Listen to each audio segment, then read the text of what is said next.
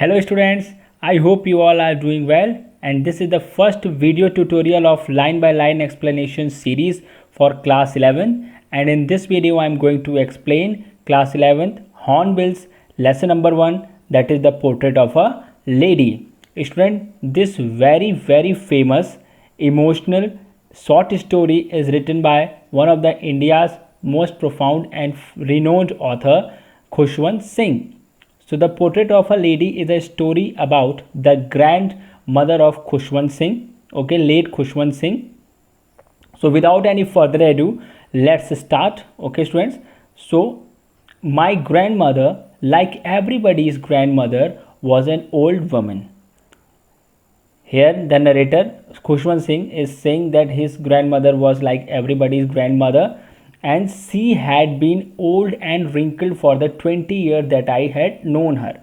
And in the mind of the author, narrator, the image of his grandmother is the same as it was 20 years before. Okay, so during his age of 20 years, he still have the same image which he saw his grandmother during the early phase of his life. People said that she had once been young and pretty. लोग कहते हैं कि एक समय पे वो बहुत young थी और बहुत प्रिटी, बहुत सुंदर थी, and had even had a husband, और उनके एक पति भी थे. But that was hard to believe, but that was very hard to believe for the narrator. Students, my grandfather's portrait hung above the mantelpiece in the drawing room, and there was a portrait, there was a picture of the narrator's grandfather which was hung above the mantelpiece in the drawing room, which was on the wall of the drawing room. He wore a big turban and loose fitting clothes, and grandfather in that portrait, the grandfather of the narrator, wore the loose fitting clothes and a big turban, एक बड़ी पगड़ी और loose fittings वाले clothes. His long white beard covered the best part of his chest, and the beard of the grandfather was white, and it was almost up to the chest of him, and he looked at least 100 years old. And the narrator's grandfather, in the portrait of that on the mantelpiece, he looked like at least he had the age of 100 years. He did not look the sort of a person who would have a wife or a children. और वो ऐसे नहीं दिखते हैं जैसे कि उनकी कोई वाइफ होंगी या फिर बच्चे होंगे. He looked as if he could only have lots and lots of grandchildren. उनको देख के लगता है कि उनके बहुत सारे पोते पोतियाँ होंगे. Okay, as for my grandmother being young and pretty, और जैसा कि मेरी ग्रैंड मदर यंग थी और प्रिटी थी, the thought was almost revolting. तो ये विचार कहीं ना कहीं एक विरोधाभास था. She often told us of the games he use to play as a child. कभी कभार ग्रैंड मदर नरेटर्स को, बाकी लोगों को जो बचपन में गेम्स खेलती थी उसके बारे में बताती थी. That seemed quite absurd and undignified on her part, as we treated it like the fables of the prophets she used to tell us. लेकिन वो बिल्कुल अजीब होता था हमारे लिए, बिल्कुल अजीब बचकाना होता था. हम ये बिलीव ही नहीं करते थे कि हमारी ग्रैंड मदर भी कभी छोटी थी और खेलती थी. तो हम मानते थे कि एक कहानी की तरह है, एक कहानी की तरह वो बताती थी और हम वो सुनते थे उसे. Okay, she had always been short and fat and slightly bad. जो ग्रैंड नरेटर की जो ग्रैंड मदर थी वो क्या थी, थोड़ी सी हाइट में छोटी, फैट थी और स्लाइटली बेंड, थोड़ी सी झुकी हुई. Her face was a criss cross of wrinkles running from everywhere to everywhere. और उनके चेहरे पर झुर्रियाँ पड़ी हुई थी, बहुत सारी क्रिस क्रॉस थी, निशान पड़े हुए थे झुर्रियों के. एज होने की वजह से फेस रिंकल हो गया था. So no we were certain she had always been as we had known her. तो मतलब ऐसा जानना कहीं ना कहीं हम सर्टेन थे, मतलब हम लोग को इस बात पे पूरा का पूरा कहीं ना कहीं, मतलब कहीं से कहीं, मतलब ऐसा भी नहीं होता कि कभी यंग ग्रैंड मदर यंग थी. उनके लिए हमेशा जो ग्रैंड मदर थी नरेटर के लिए और बाकी लोग के लिए, वो ओल्ड ही थी. So old so terribly that she could not have grown older and had stay at the same age for 20 years. वो मेरे लिए इतनी ओल्ड थी कि ऐसा लग रहा था कि 20 साल पहले वो जैसी ओल्ड थी आज भी वैसी है, बिल्कुल सेम, बिल्कुल. She could never have been pretty but she was always beautiful. सुंदर तो नहीं हो सकती, लेकिन हाँ, मतलब she never have been pretty. Pretty is all about that a good facial structure, and this she always been beautiful. लेकिन वो सुंदर होंगी. यहाँ पे pretty is not facial beauty, and the beautiful is all about that inner beauty, that is she hopped about the house in spotless white, with one hand resting on her waist to balance her stoop and the other telling the beats of her रोजी. तो वो क्या करती थी, घर में घूमती थी, अपने इस वाइट कलर की जो ड्रेस पहनती थी, एक हाथ उनका उनकी कमर पे वेस्ट पे रहता था, जिससे कि अपना जो बॉडी पोस्चर है उसको बैलेंस करती थी, और दूसरा हाथ था उनकी रोजरी पे रहता था। जो जप माला होती, माला जपती रहती थी, तो एक हाथ उनका उनके रोजरी पे रोजरी बीट्स पे रहता था, माला पे, और जो दूसरा हाथ था उनके वेस्ट पे रहता था। Her silver locks were scattered untidily over her pale puckered face and her lips constantly moved in the inaudible prayer. उनके जो सिल्वर लॉक्स, जो हेयर्स थे उनके student, were scattered untidily over her pale puckered face. जो उनके बाल थे वो कहीं ना कहीं अनटाइडली, बेतरबी से इधर उधर बिखरे हुए थे, उनके पीले पड़े हुए चेहरे और सूखे चेहरे पर, एज की वजह से ऐसा हुआ है। And her lips constantly moved in inaudible prayer. और उनके जो होठ हैं वो हिलते रहते हैं, एक प्रेयर करती रहती हैं, वो सुनाई तो नहीं देता लेकिन ऐसा लगता है कि वो कोई ना कोई एक मंत्र जप रही हैं। Yes she was beautiful, yes वो बहुत सुंदर थी। She was like the winter landscape in the mountains. ऐसा लगता था कि विंटर के, सर्दियों के मौसम में जैसे कि माउंटेन्स पर सफ़ेद बर्फ़ पड़ी रहती है। An expense of white pure serenity. ऐसा लगता था कि विस्तार है बिल्कुल, एक शांत, एक बढ़िया, सिरेनिटी मतलब शांति, एक बिल्कुल सफ़ेद शांति का एक विस्तार है। ब्रीदिंग पीस, जिससे कि कहीं ना कहीं शांति और कंटेनमेंट, संतुष्टता झलकती है। My grandmother and I were good friends. Narrator और narrator's grandmother was very good friend. My parents left with her when they went to live in the city. So the parents of Khushwant Singh left him with his grandmother and they went to the city and we were constantly together. And after that, narrator's grandmother and grandmothers were alone together in the house. So she used to wake me up in the morning and get me ready for the school. तो सवेरे सवेरे उनको जगा देती थी, school के लिए ready कर देती थी। She said her morning prayer in a monotonous sing song while she bathed and dressed me in the hope that I would listen and get to know it by heart. सो उनको morning में जगाती थी और जगाने के बाद से उनको school के लिए रेडी करती थी। और उस समय जब रेडी करती थी उनको नहलाती थी, तो उस समय वो एक मोनोटोनस, मतलब कि डेली का, मोनोटोनस मतलब सेम, बोरिंग जो कहते हैं, सेम प्रकार का डेली का जो रूटीन, सेम बिल्कुल same voice, same song and then same tone. तो बता रहे कि उसी में वो गुनगुनाती रहती थी कि इस उम्मीद में कि उसको सुन के नरेटर को याद हो जाए। समथिंग कोई रिलीजियस सॉन्ग होगा। So I listen because I loved her voice but never bother to learn it. मैं इसलिए सुनता था क्योंकि उनकी वॉइस मुझे बहुत अच्छी लगती थी, लेकिन कभी मैंने सीखने की कोशिश नहीं की। Then she would fetch my wooden slate which she had been already washed and plastered with yellow chalk, a tiny earthen ink pot and a red pen.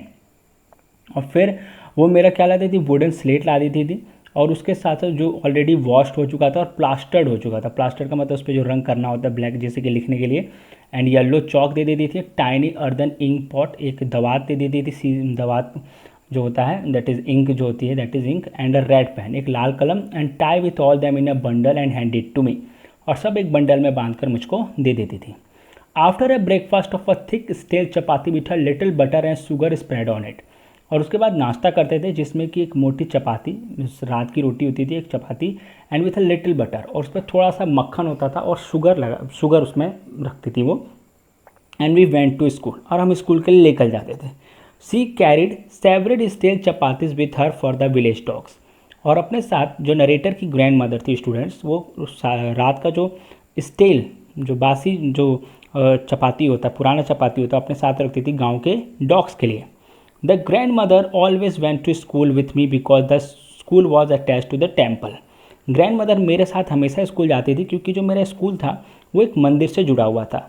The priest taught us the alphabet and the morning prayer.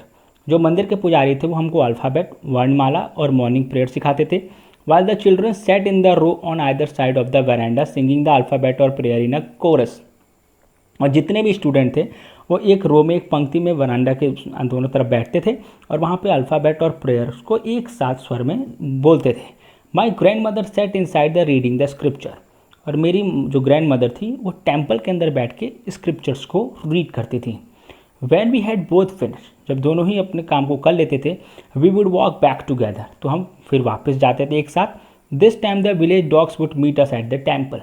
इस समय भी village के जो dogs थे वो temple पर ही मिलते थे हमें, टेम्पल के डोर पे। And they followed us to our home growling and fighting with each other for the chapatis we threw to them. और फिर जब रास्ते में जाते थे तो उस समय जाते समय वो देती थी, उन सारे चपाती फीड करती थी उन कुत्तों को, तो उस समय उसके लिए घुर्राते थे वो सब एक दूसरे से, और डॉग्स फाइट करते थे एक दूसरे से। When my parents were comfortably settled in the city, they sent for us. Then when the parents of Khushwant Singh comfortably they settled into the city, then they wanted to take both of them to back to the city. That was the turning point in our friendship. And that day was a turning point, a new way. एक नया मोड़ आ गया उनकी दोस्ती में grand mother और narrator के. Although we shared the same room, बल्कि हम दोनों सेम ही रूम शेयर करते थे, my grandmother no longer came to school with me. लेकिन अब शहर में आने के बाद मेरी ग्रैंड मदर मेरे साथ स्कूल नहीं जाती थी. I use to go to an English school in a motor bus. मैं मोटर बस में बैठ के इंग्लिश स्कूल जाता था. There were no dogs in the street. गलियों में कुत्ते नहीं होते थे. And she took to feeding sparrow in the courtyard of our city house. और उस समय वो क्या करती थी कि अपने कोर्ट यार्ड जो बरामदा होता है वहाँ पर बैठकर जो स्पैरोज आती थी हमारे घर पर उनको खिलाती थी. As the years rolled by we saw each less of each other. जैसे जैसे साल बीतते गए हम एक दूसरे को अब कम देखते थे. For some time she continue to wake me up and get ready for school. कुछ समय के लिए वो मुझे जगाती थी और स्कूल के लिए रेडी करती थी. When I came back she would ask me what the teacher had. जब मैं वापस आता था तो मुझसे पूछती थी कि टीचर ने आज क्या सिखाया है. I would tell her English words and the little things of Western science and learning. तो मैं the narrator use to tell her some English word and about the science which he had learn in to the school, the law of gravity, Archimedes principle, the world being round etcetera. ये सब चीज़ें बताते थे. This made her unhappy. ये सोच के काफ़ी वो अनहैप्पी नाखुश हो जाती थी. She could not help me with my lessons. पढ़ाते समय जैसे पहले मदद करती थी अब नहीं कर पा रही थी. She did not believe in the things they taught at the school and was distract that there was no teaching about God and the scripture. वो स्कूल की टीचिंग में बिलीव नहीं करती थी, कि बहुत ज़्यादा चिंतित रहती थी. And as well as she was very unhappy that the school were not teaching about the God and the scriptures. God और स्क्रिप्चर्स के बारे में नहीं पढ़ा रहे हैं. One day I announce that we were being given music lessons. एक दिन तो मैंने बताया कि हमारे स्कूल में there was a class of music lesson. She was very disturb. After listening that she get very disturb. To her music had lewd association. उनके लिए म्यूज़िक एक ल्यूड एसोसिएशन था. मतलब कि ऐसी चीज़ की मतलब it is not meant for children. Okay, so it was the monopoly of the harlots and beggar and not meant for the gentleman. ये माना जाता था कि वो जो बेकार जो भिखारी होते हैं, जो आवारा लोग होते हैं, उनके लिए होता है, ना कि जेंटल फोक, अच्छे विनम्र लोगों के लिए नहीं होता है. She said nothing but her silence meant and disapproval. ये सुनने के बाद उन्होंने कुछ कहा तो नहीं, लेकिन उनकी चुप्पी बता रहे थे कि उनको अच्छा नहीं लगा. She really talk to me after that. उसके बाद से ग्रैंड मदर मुझसे बहुत बहुत कम बोलती थी. When I went to the university I was given a room of my own. जब मैं यूनिवर्सिटी के अब चला गया तब मेरा अपना रूम मिल गया घर पे. The common link of our friendship was snapped. हमारे बीच की जो फ्रेंडशिप थी वो टूट गई, क्योंकि earlier they use to share the same room but now he was separated from, he went to the another room. My grandfather accepted her seclusion with resignation. तो मेरी जो ग्रैंड मदर थी उन्होंने एक्सेप्ट सेकुलेशन स्टूडेंट तन्हाई, उन्होंने इसको accept किया, मतलब हार मानते हुए. She rarely left her spinning wheel talk to anyone. घर में एक चरखा था जिसमें वो जो तागे होते थे उसे बुनती थी. अब उसी के पास बैठ के वो दिन भर स्पिनिंग व्हील चलाती थी. फ्रॉम सनराइज टू सनसेट, सूरज उगने से लेकर सूरज ढलने तक. Set by the wheel spinning and reciting prayer. वहाँ पर बैठती हुई थी और प्रेयर रिसाइट करती थी. ऑनली इन द आफ्टर वो सी रिलैक्स फॉर अ वाइल. और दिन में कुछ देर के लिए रिलैक्स करती थी जब वो बरांडा में बैठकर स्पैरोज को दाने देती थी. While she set in the veranda breaking the bread in to the little bits. जब वो बरांडा में बैठती थी और ब्रेड्स को छोटे छोटे टुकड़ों में तोड़ती थी, hundreds of little birds collected round her creating a veritable bedlam of the chirrupings. तो कहीं ना कहीं हंड्रेड्स ऑफ स्पैरोज आ जाती थी और वो सब कहीं ना कहीं एक सच्ची, वेरिटेबल मतलब true, and bedlams means student a big noise, मतलब एक सच्ची बहुत तेज आवाज़ करती थी. Chirrupings mean the voice of birds. Some came and paused on our legs. कुछ आते थे और उनके पैर पर बैठ के वहाँ पर चहचहाते थे, खाना लेते थे. ऑन हर शोल्डर्स, कुछ उनके कंधे पे. And some even sat on her head, कुछ तो उनके सिर पर भी बैठते थे. She smile but never shooed them about. हंसती थी लेकिन उनको हटाती नहीं थी. It use to be the happiest hour of the day for her. वो उनके दिन का सबसे हैप्पीएस्ट डे होता था. When I decided to go abroad for further study. जब नरेटर ने बाहर जाने की सोची आगे की पढ़ाई के लिए विदेश, I was sure grand mother would be upset. मैं श्योर था कि ग्रैंड मदर को ये बात सही नहीं लगेगी. I would be always for 5 year and at her age one could never tell. मैं 5 साल के लिए बाहर रहने वाला था, would be away for 5 years, and at that age ये बताया नहीं जा सकता था कि वो जिंदा रहेंगी या फिर उनकी अनफॉर्चुनेट डेथ हो सकती है. But my grand mother could. लेकिन मेरी ग्रैंड मदर जीवित रही 5 साल के बाद भी. She was not even sentimental she came to leave me at the railway station. वो रह सकती थी, मतलब यहाँ पे ये बता रहे कि मेरी ग्रैंड मदर जरूर जिएंगी, ज़्यादा दुखी और ज़्यादा इमोशनल नहीं हुई और वो उनको रेलवे स्टेशन तक छोड़ती आई, but did not talk to me and show any emotion. कुछ बोला नहीं और कोई इमोशन नहीं शो किए। Her lips moved in prayer, अभी भी उनके लिप्स प्रेयर में ही जप रहे थे, कुछ माला प्रेयर कर रही थी। Her mind was lost in prayer, उनका जो माइंड था पूरा आज प्रार्थना में खोया हुआ था। Her fingers were busy telling the rosary beads of her rosary, और उनके जो फिंगर्स थी, उंगलियाँ थी, वो मालाओं को जप रही थी। Silently kissed my forehead, and when I left, I cherished the most impress that perhaps the last sign of physical contact between us. और साइलेंटली, बिल्कुल चुपके से उन्होंने मेरे फोरहेड पर किस किया, और लास्ट टाइम मैंने उनके मॉइस्ट इम्प्रिंट्स, मैंने उनके जो नम हाथों को जो उनके थे उनको महसूस किया। मुझे लगा कि शायद हमारा ये लास्ट फिजिकल कॉन्टैक्ट है, but that was not so, पर ऐसा नहीं था। After 5 years I came back home and was met her at the station. 5 साल बाद आया और मेरी मुलाकात दोबारा से ग्रैंड मदर से स्टेशन पर हुई। She did not look a day older, एक दिन भी बूढ़ी नहीं लग रही थी।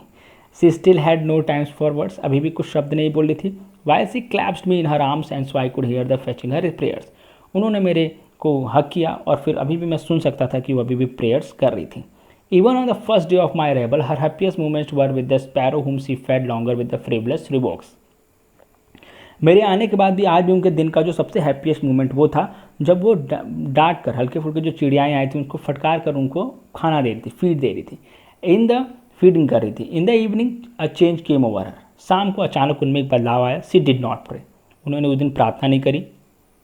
सी collected the women of the neighbourhood, पड़ोस की औरतों को बुलाया, and got an old drum and started to sing, और उन्होंने उनको ओल्ड ड्रम बुला के मंगा के और उस पर गाना शुरू कर दिया। For several hours she thumped the sagging skins of the dilapidated drum, कई घंटों तक उन्होंने जो पुराना ढीली, मतलब जो दैट इज ड्रम होता है, जो ढोलक होता है स्टूडेंट, उसका जो पूरा दैट इज जहाँ पर उसको बीट करते हैं जिससे साउंड निकलता है वो पुराना हो चुका है। तो ये बता रहे कि कई घंटों तक उसको बीट करते उन्होंने सिंग किया। Sing for the coming of warriors, ये एक अच्छा गीत था जिसमें कि योद्धाओं के आने के वो गीत था। About that we had to persuade her to stop to avoid over standing, बाद में हम लोग को जाकर रोकना पड़ा कि इतना ज़्यादा जोर ना लगाएं। That was the first time since I had known her that she did not pray, मेरी लाइफ में वो पहला टाइम था जिस दिन मैंने ये देखा कि मेरी ग्रैंड मदर ने कोई भी प्रे नहीं किया। The next morning she was taken ill, अगले दिन उनकी तबीयत खराब हो गई। It was a mild fever, doctor told her that it would go, वो हल्का बुखार था, डॉक्टर ने कहा कि चला जाएगा। But my grand mother thought differently, लेकिन मेरी ग्रैंड मदर कुछ अलग ही सोच रही थी। सी told us that and was near, उन्होंने बताया कि उनका अंत करीब है। She said that only a few hours before the close of the last chapter of her life she had omitted to pray, उन्होंने कहा कि अपने जीवन के अब अंतिम समय पर, अंतिम पड़ाव पर उन्होंने प्रेयर नहीं किया। She was not going to any more time talking to us, वो अब कुछ भी अपने जो समय था वो अब लोगों से बात करने में नहीं बर्बाद करना चाहती थी। वी प्रोटेस्टेड, हमने मना किया, but she ignored our protest, लेकिन हमारे प्रोटेस्ट को उन्होंने इग्नोर कर दिया। सी ले peacefully in bed praying telling her beds, वो चुपचाप अपने बिस्तर पर लेट गई और बेड पर बैठते हुए मतलब अपने जो माला को जपना शुरू किया, लेटे लेटे। Even before we could suspect her lips stop moving, अभी हमें कुछ शकी होता तब तक उनके होठ अब चलना बंद हो चुके थे। एंड हर रोज रिफेल फ्रॉम हर लाइफलेस फिंगर, और उनके हाथ से उनका जो माला था वो गिर गया। A peaceful pallor spread on her face and we knew that she was dead, और उनके चेहरे पर एक अजीब शांति सी हो गई और लगा कि अब वो डेड कर गई हैं। We lifted her off bed and as is customary, हमने उनको बेड से उठाया और जैसा कि रिवाजों में है। And laid her on the ground, उनको ज़मीन पर लेटाया। And cover her with a red shroud, और लाल कफन से उनको कवर कर दिया। श्राउड मीन्स वो होता है, कफन होता है। After a few hours of mourning, कुछ घंटे के मॉर्निंग शोक मिलाप के बाद, we left her alone to make arrangement for the funeral, हमने उस समय कुछ उनको अगले छोड़ के अब अंतिम संस्कार की तैयारी में सभी लोग लग गए। In the evening we went to her room with a crude stretcher to take her to the cremated, शाम को उनके रूम में जाकर और एक हमने स्ट्रेचर बनाया था जिस पर डेड बॉडी को ले जाया जाता है, वहाँ पर ले जाके उनका अंतिम संस्कार करना था। The sun was setting and had lit the veranda with a blaze of golden light, अब सूरज ढल रहा था और सूरज के ढलने की रोशनी जो हमारे वरांडा में पड़ रही थी। We stopped halfway in the courtyard, हम जाके डेड बॉडी को बाहर निकालने के बाद कोर्टयार्ड जो होता है, आंगन होता है, वहाँ पर बॉडी को रखा हमने। All over the veranda and in a room right up where she laid a step wrapped on the red shroud, thousands of sparrows sat scattered on the floor, लेकिन जैसे ही वहाँ पर रखा तो जो इसके पैरोज को फीड करती थी वो थाउजेंड्स ऑफ स्पैरोज आके वो भी सभी फ्लोर पर आकर बैठ गए।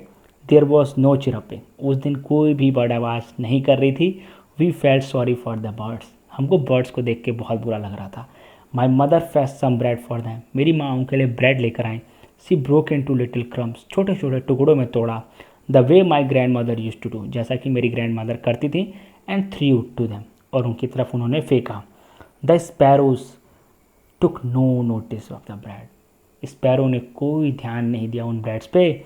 Van we carried away my grandmother's corpse, जब हमने ग्रैंड मदर की डेड बॉडी को लेके गए अंतिम संस्कार के लिए, वो सभी चुपचाप उड़ गई। Next morning the sweeper swept the bread crumbs in to the dustbin, और अगले दिन स्वीपर ने जो ब्रेड्स के टुकड़े थे उनको स्वीप करके डस्टबिन में फेंक दिया। स्टूडेंट दैट्स ऑल, बहुत इमोशनल स्टोरी को एक दो बार आप सभी लोग देखिए, बहुत इंपॉर्टेंट है। And it gives a very important lesson that we should always respect our elders, we should always give them attention, we should always obey their orders. Okay, so these are very important lesson. After watching this video, my kids, you all have to write the summary of this lesson. Okay, so thanks for watching and God bless you all as always.